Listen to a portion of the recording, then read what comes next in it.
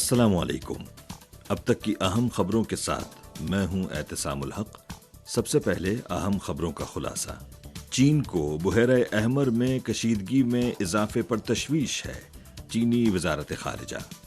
امریکہ چین climate action working group اجلاس کا کامیاب انعقاد، اور اشیاء کی عالمی تجارت میں مسلسل 7 سالوں تک چین کے سب سے بڑے ملک کی حیثیت برقرار رہنے کی توقع۔ اب خبریں تفصیل کے ساتھ۔ چین کی وزارت خارجہ کی ترجمان ماؤ ننگ نے بتایا ہے کہ صدر شی جن پنگ کے خصوصی نمائندے اور نائب وزیر اعظم لیو گو جونگ 15 سے 24 جنوری تک یوگینڈا میں ہونے والے غیر وابستہ تحریک کے 19ویں سربراہی اجلاس اور تیسری جنوبی سربراہی کانفرنس میں شرکت کریں گے اور الجیریا، کیمرون اور تنزانیہ کا دورہ کریں گے۔ چین کی وزارت خارجہ کی ترجمان ماؤ ننگ نے 12 جنوری کو یومیہ پریس کانفرنس میں بحیرہ احمر کی موجودہ صورتحال اور یمن کے خلاف فضائی حملے کے حوالے سے اپنے بیان میں کہا کہ چین کو بحیرہ احمر میں بڑھتی ہوئی کشیدگی پر تشویش ہے اور وہ تمام متعلقہ فریقوں پر زور دیتا ہے کہ وہ تنازع کو مزید بڑھانے سے بچانے کے لیے صبر و تحمل سے کام لیں۔ انہوں نے کہا کہ بحیرہ احمر سامان اور توانائی کے لیے ایک اہم بین الاقوامی تجارتی راستہ ہے اور چین کو امید ہے کہ تمام متعلقہ فریق بحیرہ احمر کے خطے میں سلامتی اور استحکام کو برقرار رکھنے میں تعمیری اور ذمہ دارانہ کردار ادا کریں گے، جو بین الاقوامی برادری کے مشترکہ مفاد میں ہے۔ ماؤ ننگ نے نشاندہی کی کہ چین کشیدگی میں کمی اور مشترکہ طور پر بین الاقوامی آبی گزرگاہوں کی سلامتی کے تحفظ کے لیے تمام فریقوں کے ساتھ رابطے برقرار رکھنے کا خواہاں ہے۔ چائنا میڈیا گروپ کے مطابق 12 تاریخ کی الصبح حوثی مسلح افواج کے زیر کنٹرول کئی مقامات پر امریکی فضائی حملے کیے گئے۔ دارالحکومت صنعاء اور الحدیدہ میں دھماکوں کی آوازیں سنائی گئیں۔ امریکی حکام نے مقامی وقت کے مطابق 11 تاریخ کو بتایا کہ امریکہ اور برطانیہ نے یمن میں حوثی مسلح افواج کے اہداف پر حملے شروع کر دیے ہیں۔ گزشتہ سال کے آخر میں بحیرہ احمر میں بین الاقوامی تجارتی جہازوں پر حملے کے بعد یہ پہلا موقع ہے کہ جب امریکہ اور برطانیہ نے حوثیوں کے خلاف حملے شروع کیے ہیں۔ یمنی حوثی مسلح افواج کے رہنما عبد المالک حوثی نے 11 تاریخ کو ایک تقریر کرتے ہوئے کہا کہ امریکہ کی طرف سے حوثی مسلح افواج کے خلاف کسی بھی حملے کا مؤثر جواب دیا جائے گا اور مستقبل میں حوثی مسلح افواج کی جانب سے جوابی حملے مزید پرتشدد ہو جائیں گے۔ یمن کے حوثی مسلح افواج کے بیان کے مطابق امریکہ اور برطانیہ کی افواج نے یمن پر اب تک 73 حملے کیے ہیں، جن میں 5 افراد ہلاک اور 6 زخمی ہوئے ہیں۔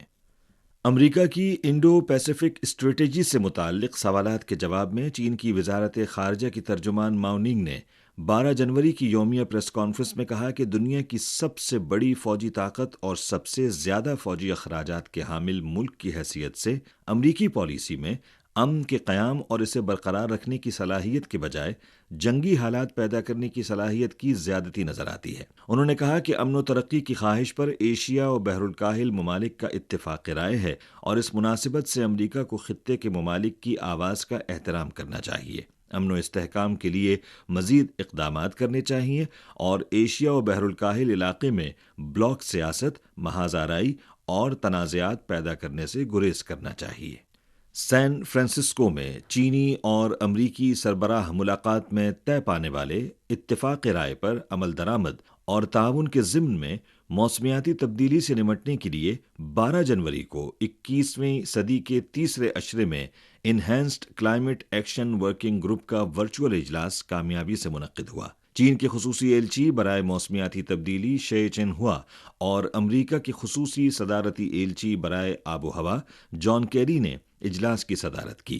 فریقین نے ورکنگ گروپ کے کامیاب آغاز کو سراہتے ہوئے توانائی کی منتقلی، میتھین، گردشی معیشت اور کم کاربن والے صوبوں، ریاستوں اور شہروں جیسے تعاون کے اہم شعبوں پر گہرا اور دوستانہ تبادلہ خیال کیا۔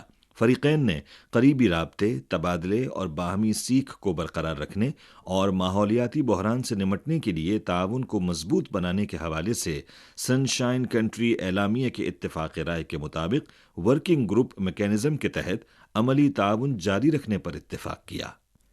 जनरल एडमिनिस्ट्रेशन ऑफ कस्टम्स के डेप्यूटी डायरेक्टर वोंग लिंग जॉन ने 12 जनवरी को स्टेट काउंसिल के इंफॉर्मेशन ऑफिस की प्रेस कॉन्फ्रेंस में बताया कि 2023 में चीन की मईशत ने चैलेंजेस पर काफ़ी हद तक काबू पाया है और मार्केट की तलब में बेहतरी के साथ माशी ऑपरेशन भी मुसलसल बहाल और बेहतर हुआ है। उन्होंने कहा कि दरामदात और बरामदात का इजाफा मजमूई तौर पर बरकरार रहा और तवक्को है कि चीन मुसलसल 7 सालों तक अशिया की आलमी तिजारत में सबसे बड़ा मुल्क होने की अपनी हैसियत को बरकरार रखेगा। वोंग लिंग जॉन ने कहा कि 2023 में गैर मुल्की तिजारत को मुस्तहकम करने की पॉलिसी के फवाइद जारी रहे, बड़े पैमाने पर मार्केट और मजबूत पैदावार की सलाहियत की बढ़तरी वाज़ेह रही और गैर मुल्की तिजारती इदारों की तादाद 6,45,000 तक पहुंची, जो एक रिकॉर्ड है। 12 तारीख को China general administration of customs के मुताल्लिका हुक्काम ने बताया कि 2023 में चीन की अशिया की तिजारत की मजमूई दरामदी और बरामदी मालियत 41.76 ट्रिलियन युआन तक जा पहुंची, जो तवक्को से बेहतर है। चीनी कस्टम्स के आदादो शुमार के मुताबिक 2023 में चीन की अशिया की तिजारत की मजमूई दरामदी और बरामदी मालियत में साल बसाल 0.2% का इजाफा हुआ है। इनमें बरामदात 0.6% इजाफे के साथ 23.77 ट्रिलियन युआन और दरामदात 0.3% कमी के साथ 17.99 ट्रिलियन युआन रहीं। 2023 में बेल्ट एंड रोड से वाबस्ता ममालिक को चीन की दरामदात और बरामदात 2.8% इजाफे के साथ 19.47 ट्रिलियन युआन रही, जो मजमूई दरामदी और बरामदी हजम का 46.6% है।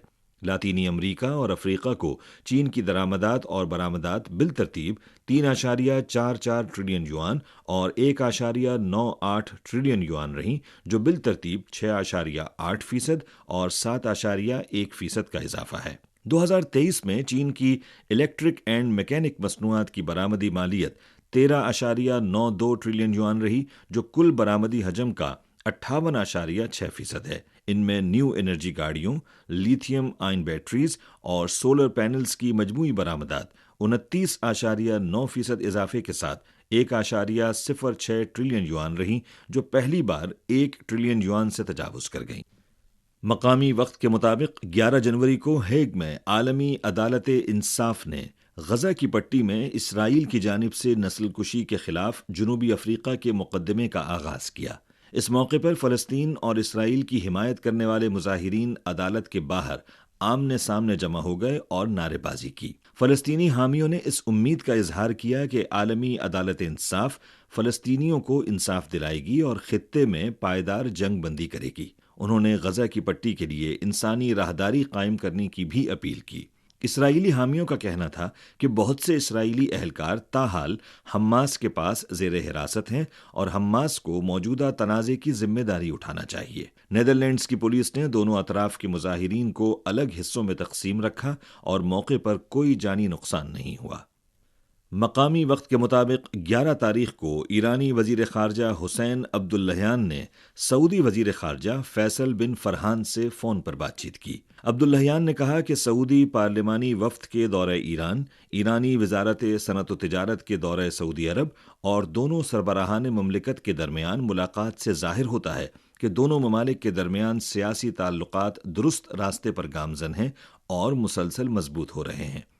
इलाकाई सूरत हाल के हवाले से अब्दुल्लहयान ने कहा कि ईरान सऊदी अरब में मुनक्किद होने वाली कॉन्फ्रेंस की हिमायत करता है, जिसका मकसद गजा में तनाज़े को रोकना और गजा के लोगों को इंसानी इमदाद फराहम करना है। ईरान ने जनूबी अफ्रीका की जानिब से इसराइल के खिलाफ बैनुल अक़वामी अदालत में दायर मुकदमे पर भी तशवीश का इजहार किया। उन्होंने इस बात की मजम्मत की कि जब से फ़लस्तीन इसराइल तनाज़े का मौजूदा दौर शुरू हुआ है, अमरीका ने इस तनाज़े को रोकने के लिए कभी कोई आमादगी जाहिर नहीं की।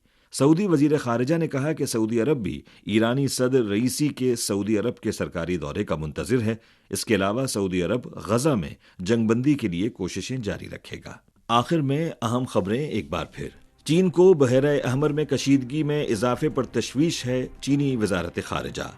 अमरीका चीन क्लाइमेट एक्शन वर्किंग ग्रुप इजलास का कामयाब इनेकाद और अशिया की आलमी तिजारत में मुसलसल 7 सालों तक चीन के सबसे बड़े मुल्क की हैसियत बरकरार रहने की तवक्को। اسی کے ساتھ خبریں ختم ہوئیں۔ مزید خبروں، تجزیوں اور تبصروں کے لیے وزٹ کیجیے ہماری ویب سائٹ urdu.cri.cn